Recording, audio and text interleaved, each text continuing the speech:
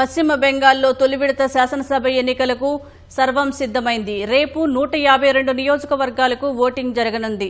ఉత్తర బెంగాల్లోని అన్ని జిల్లాలతో పాటు ముర్షిదాబాద్, నదియా, బీర్భూమ్, హుగ్లీ జిల్లాల్లో పోలింగ్ జరగనుంది. తొలి దశలో 1478 మంది అభ్యర్థులు అదృష్టాన్ని పరీక్షించుకోనున్నారు.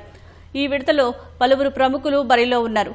ముఖ్యంగా భవానీపూర్ నియోజకవర్గంపైనే అందరి దృష్టి నెలకొంది. ఇక్కడ బెంగాల్ సీఎం మమతా బెనర్జీ, బీజేపీ నేత సువేందు అధికారి పోటీలో ఉన్నారు.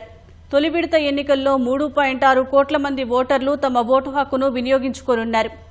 పోలింగ్ దృష్ట్యా దాదాపు 2.5 లక్షల మంది సాయుధ బలగాలను మోహరించారు. 8,000కు పైగా పోలింగ్ కేంద్రాలను అత్యంత సమస్యాత్మకంగా గుర్తించారు. గత ఎన్నికల్లో అవినీతి, ఉద్యోగాల కల్పన వంటి అంశాలు ప్రాధాన్యత సంతరించుకోగా ఈసారి ఎస్ఐఆర్ అంశం రాజకీయాలను వేడెక్కించింది. బెంగాల్ వ్యాప్తంగా దాదాపు 91 లక్షల పేర్లను ఓటరు జాబితా నుంచి తొలగించడం పెను దుమారం రేపింది.